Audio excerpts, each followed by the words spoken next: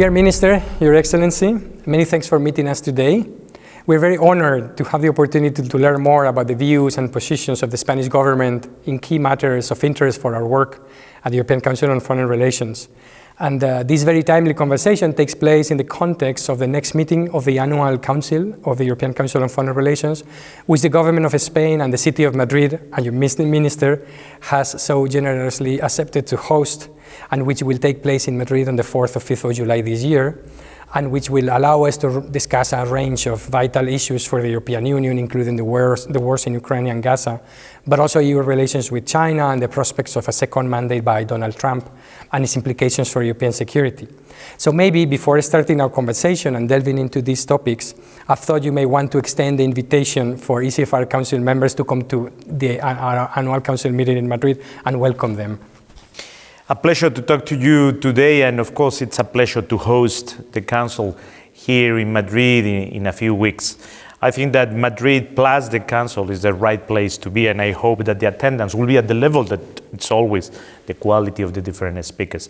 Definitely I will be there, and I will be giving the Spanish point of view to the very challenging issues that you are putting on the table. Okay, so let's get started then. Maybe we could start by you giving us a general view of how you perceive the security context in which Spain and the EU are currently living. Are we in crucial times? Are we in dangerous times? What's kind of the context in which we're living now? We are in complex times, and we are in a moment in what is called by diplomats a world order. It's under change. We have war back in Europe, something that we thought that it was over forever. And we have a war of aggression from Russia to Ukraine that is a challenge, of course, for Europe, for Euro-Atlantic security, but also is a challenge to the basic principles of the UN Charter. We have a war in Gaza, the oldest conflict that UN has been dealing with. And that we really need to avail this opportunity of this humanitarian catastrophe to make sure that this time is the last time that we see this type of violence in the Middle East. And not so long ago, COVID has reminded us that there are many challenges, whether it is irregular migration, whether it is climate change, digital transition, green transition, equality, that we will only be able to tackle together, united with global solution. And we have a voice, what we call now the Global South, that wants to have their right place in world order. So all that makes that is complex, that war is back at a larger scale when we thought that it was over here in Europe. And at the same time, we need more than ever to act together and collectively to solve the global challenges. Great. And let's start maybe by Ukraine. Of course, Ukraine is very far away from Spain. Spanish people maybe don't have a tradition and don't know that region very well. Still, we are very deeply involved and engaged in supporting Ukraine. When you address your fellow citizens in Spain, how do you tell them what is at stake in Ukraine, that we should get involved? What happens if something goes wrong, if Ukraine loses the war? What is our interest as Spaniards and as Europeans, of course, into this conflict? Spain has been since the very beginning back in Ukraine, since the very first days of the Russian aggression. And I have never had any trouble to gather opinion, public support to the policy that we are carrying out, this policy of backing Ukraine. There are three things that are there.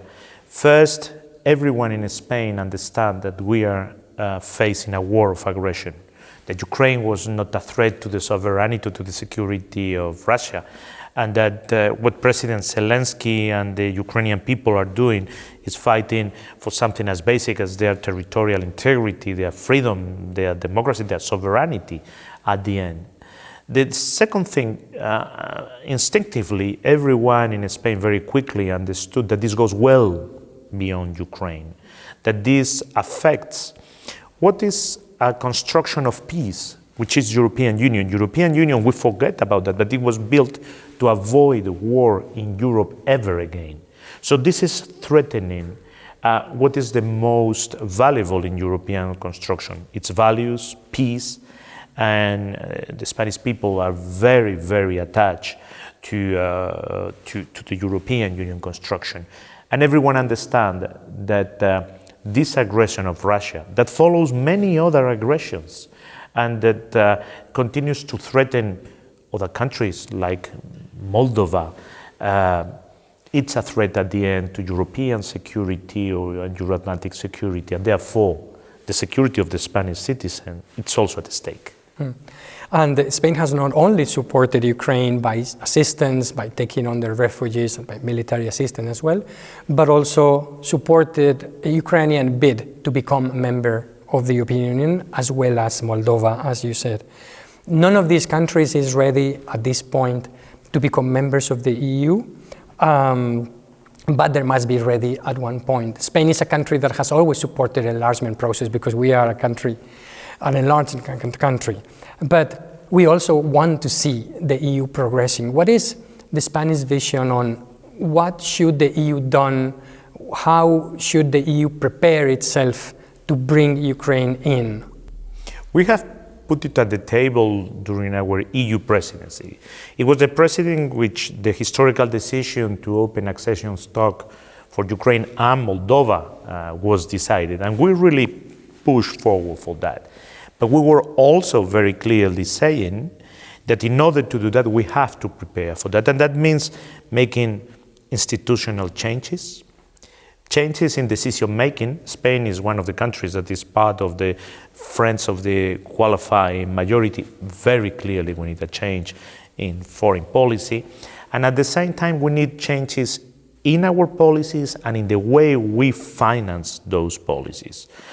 We know that with the rules that we have today, with the budget that we have today, with the finances of the different policies that we have today and the decision making of today, it's going to be very complicated to work at 30. Impossible to do it when we will be more than 30. There is Ukraine and Moldova, but there is also Western Balkans that have been for decades doing efforts toward accession, and they cannot be put on the side. Of course, this is a merit-based system. We are still years away from seeing Ukraine in the European Union. Others in the Western Balkans have been doing already successfully many efforts, but we have to prepare today, because what's impossible to go back is from this way of accession. All those countries have to be in the European family. And this is a country that has supported always more European integration, deepening of the European integration, but also under your government, under your mandate, we have hosted NATO summit, and we've shown a strong commitment also to Atlanticism. It has taken a while from this NATO, which was brain death, as Macron depicted it, to now a NATO which is alive and kicking and has admitted new members. But the question then is, all these efforts into NATO, do you feel that they may be put at risk if Donald Trump wins the election in the United States, and therefore the Transatlantic Alliance will enter into a crisis? How can we prepare ourselves to deal with maybe a president of the United States which is somehow hostile or not very happy with NATO? I don't want to do political fiction and to advance what the Americans will vote in November. Of course, we feel very comfortable with President Biden administration. That's the United States that we feel comfortable to work with. Spain and all the Europeans, an administration that is ready to participate with others to solve global issues, an administration that fights climate change, an administration that is in favor of gender equality, and so on and on. Coming to NATO, NATO and the Russian aggression to Ukraine has shown it remains completely indispensable for Euro-Atlantic security. Otherwise, it would be impossible to explain why two countries like Sweden and Finland, with social democrat governments, two countries that have in their blood neutrality, are today members of NATO.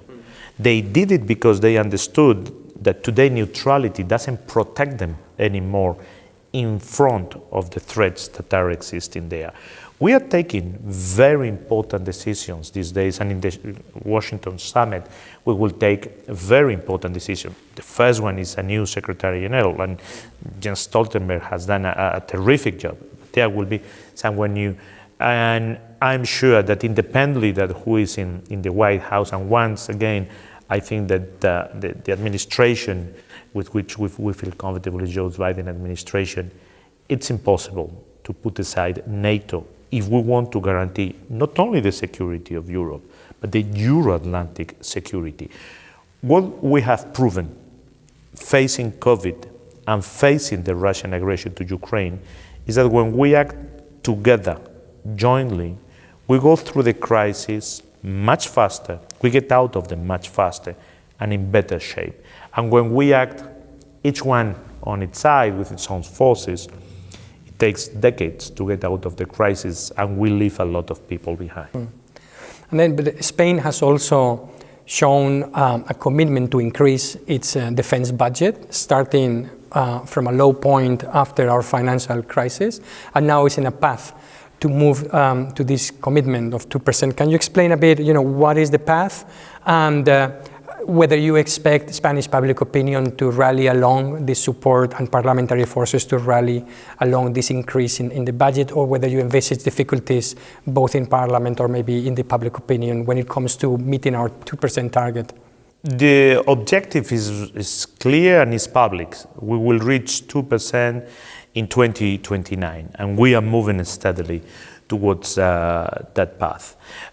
In what comes to the capacities, the 20% capacities, it has been a long time ago that we are beyond that. We are around 28% of capacities. Because that's important. There is the financial part, and we have been very clear. 2%, 2029, and we are moving towards that. But there is also the commitment and the capacity. Spain is present in the Baltics, is present in Romania, in Bulgaria, in Slovakia, in Iraq, in Turkey, with the NATO. We have hundreds of soldiers, aeroplanes, ships, military equipment.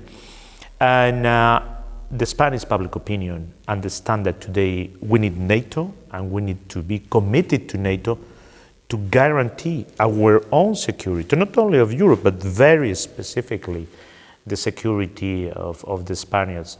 And although this has nothing to do with NATO directly, it has a lot to do with how we perceive our security today. The day that we decided in European Union and also bilaterally to give military equipment to Ukraine, we had an overwhelming support. Once again, I think that the Spaniards understand very well what are the threats and what are the shields that we have. Much more after the Madrid summit, in which for the first time at our proposal, the southern flank is reflected in the strategic concept. We have also threats coming from there, and we are much better together. That's why no one wants to leave NATO, and different countries are asking to join. Let's then move to the other conflict in our neighborhood, which is the Palestinian-Israeli conflict and the war in Gaza. In that, the Spanish government has taken a very visible position, a leadership position, not exempted of criticism from some quarters. So it would be great, to have an opportunity to explain to people seeing us, what are the sources of Spanish position in Gaza? How do we explain where do we come from in terms of our policy towards the region, and what do we stand for, and what does Spain is trying to promote in the region? We can maybe deal with the Palestinian state in a second question, but try to put in context so people understand. What is the fundamental set of principles and vision underlying our policy in this conflict?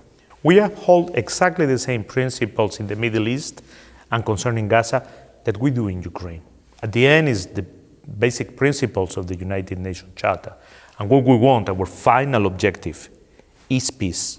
Peace in Ukraine, peace in the Middle East, and in both of them, a just peace. And a just peace is a peace within the Charter of the United Nations. We are being witness of a humanitarian catastrophe right now in the Middle East and in Gaza. And we have to do something. This is not a matter of left or right or ideology or positions. It's a matter of mere humanity. That's why we are asking for an immediate ceasefire, for the release of all hostages, for the entrance in the Strip of Gaza of humanitarian assistance that we have tripled without no obstacle. That's why also, since the very beginning, we decided not only not to stop our funding to UNRWA, but to increase it. Since November, it's almost 35 million euros. And I'm very pleased to see that the report of Catherine Colonna clearly says what we were saying since the very first day, that UNRWA is indispensable for the Palestinian refugees, for basic needs, education, food. And therefore, what we want at the end is the short-term, immediate ceasefire, release of hostages, entrance of humanitarian aid. But the day the weapons will be silent, we have to make sure that this is the last time we see this outspurt of violence that we are seeing in the region since 1948. And the best way to do it, and we all know what we have to do, is to implement the two-state solution. That's why, to make sure that the two-state solution that the whole international community defends, and that Israel has agreed with Palestine so many times in history, it's irreversible, we are going to do the step of recognizing the Palestinian state to make sure that that solution is protected. And this is for peace, because we think is justice for the Palestinian is the best guarantee of security for Israel, and is the fastest and more secure way to bring peace to the Middle East. Otherwise, we will be confronted to this violence between Palestine and Israel that can extend very quickly to Lebanon, where we have seen in the last few days this terrible tension with Iran. We must take all this very seriously. And so I then would want to follow on whether you know, or whether you can tell us, maybe you know but you cannot tell us, when are you planning to the Spanish government to recognize the Palestinian state, in kind of which context? There's been a shuttle diplomacy in the last weeks and by the president and by you yourself in trying to find partners and other countries to join. But this is, I understand, a determination of the Spanish government to do so before the summer, whatever happens in terms of the support of others or not. Is that the case, that you are determined to go ahead on this? That is the case, and no one should be surprised. This is one of the political claims, an announcement in the Socialist Party manifesto for the last election. Is one of the commitments of the coalition government in Spain. When it was voted the president in the Congress, I announced it in the Security Council, and I was one that was in favor of the accession of Palestine to the UN, and of course we are going to do it. We are discussing with other partners that are interested. Yesterday, Jamaica recognized Palestine, so now it's 140 countries in the world, 9 of them EU countries. We are discussing with several countries. There was a document signed by Spain, Slovenia, Ireland, and Malta. In that sense, we are discussing also with some other countries outside the European Union that are in the same perspective that we are doing it. And the only thing the president has to decide the exact date. It will be a Council of Ministers decision, as always that Spain has recognized the state. The last one was South Sudan, and that's how we did it. And we will announce it most probably with others that want to move at the same time that us. But at any rate, it would be an individual and sovereign decision of Spain. Okay.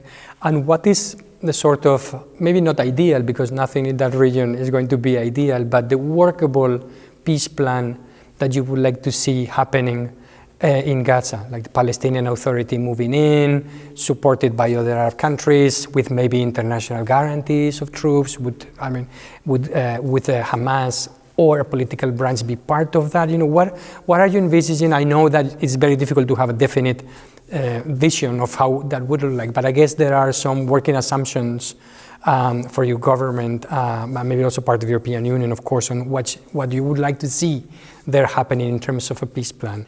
We discuss a lot with our European partners and also with our Arab friends. I've done 4 trips to the region, and I discuss very often with my colleagues from Egypt, Jordan, Saudi Arabia. First of all, we need a permanent ceasefire. 1,200 Israelis killed and 34,000 Palestinians killed so far. It's more than enough and a humanitarian catastrophe. So we need to stop the war. Definitely Hamas is not a partner for peace. They have shown that they don't want peace. Killing 1,200 Israelis put them completely out of the political game. But the National Palestinian Authority is, we see in the West Bank how very bravely they are acting really with a real political view. And that in spite of the illegal policy of settlement and the violence of some violent settlers that we have condemned, and that's why we have imposed sanctions.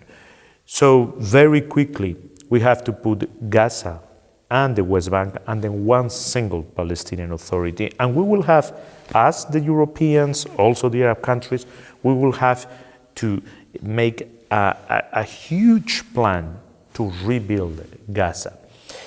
And if we want to put in place a real state, we have to connect those 2 parts by a corridor. It must have an exit to the sea that they don't have today in Gaza, and their capital must be in East Jerusalem. So we all know, once again, what we have to do. What we need now is the political courage. And in the same way that there are people that are not partnered for peace in any of the 2 countries, we have partners for peace in both of them. And of course, the release of all hostages must be also immediate as the ceasefire. For me, that's how we should move. And we exchange ideas with all the other European partners and also with the Arab partners. Let me then move to 2 other topics which are not maybe in the radar of a lot of people if they don't see the world from a Spanish perspective or from a Mediterranean perspective. One is North Africa and the Sahel. You mentioned how important it was for us in the NATO summit to have also this discussion. The Sahel is, as I was saying, not necessarily on the radar, but a lot of things are happening there and not necessarily developing in a good direction. So maybe we can address this topic first. Is this very obvious need to look at Ukraine and Gaza distracting us or the European Union from bringing stability to the Sahel? Is this something that the Spanish government is worried and trying to move also and to put higher in the agenda in Brussels? The Northern African countries and the countries in the Sahel are our African neighbors. And one thing that is important for everyone to understand is that everything that happens there has an immediate impact, of course in Spain, but also in European Union. And without a strong partnership, strong and positive partnership with those countries, it will be very complicated to address global challenges like climate change, like irregular migration, equality, development. And what is going on in Gaza and in Ukraine, of course, has an impact in that region. When we see a global food security crisis in weak countries like we see in the Sahel, this has a tremendous impact. That's why Spain has tripled their development cooperation programs with those regions. We see more and more how democracy is being pushed back in the Sahel. So we, of course, we must look at it very closely. We must strengthen the partnership with the countries in the region, and we must be there to help them. That's exactly what the government of Spain is doing. Great, and one last question. We don't need to convince ourselves of the importance of Latin America. That for us in Spain is very evident and very obvious. But I guess like as it happens with you and it happens with me also at the European Council of Foreign Relations, sometimes people don't see maybe the need to look closer to the region. They don't see the value of the region for Europe. So I would ask you to help me a bit with our fellow members of the European Council on Foreign Relations and explain them why should they pay attention to what happens in Latin America? In which way is Latin America important for Europe and our vision of value-based foreign policy? I always say to my colleagues in Brussels that there is no more Euro-compatible region in the world than Latin America. They speak our languages in plural. A part of their population comes from Europe, and we have a population more and more coming from Latin America. But above all, in this very complex world in which we want to defend the principles of the United Nations Charter, we need partners around the world, partners that share our values. Latin America shares our values. They believe in peace. They believe in multilateralism. They believe in the United Nations Charter. And the most important thing, they are always ready to engage with Europe. It doesn't happen with the other regions of the world in which we must make an effort to engage them. Latin America is only waiting for us to put forward our hand. And I think this is changing after the Spanish presidency of the EU.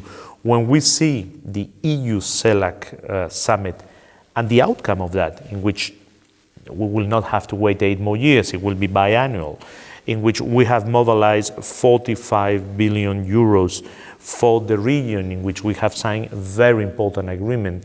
I think we have led and we have set the structure and the right finance to make sure that Latin America gets the message that we are interested in them, because otherwise other partners of Latin America will be there to occupy our space. Thank you. So the viewers and members of the European Council on Foreign Relations watching us, this was a preview of the topics that we will be discussing in July at the annual council meeting of the European Council of Foreign Relations. We thank you very much, Minister, for making time to give us this preview of the topics that we will be looking at. And we thank you, as ever, for your support for ECFR. And we hope to see you, of course, in Madrid very soon. I will be there for sure. Thank you so much. Thank you.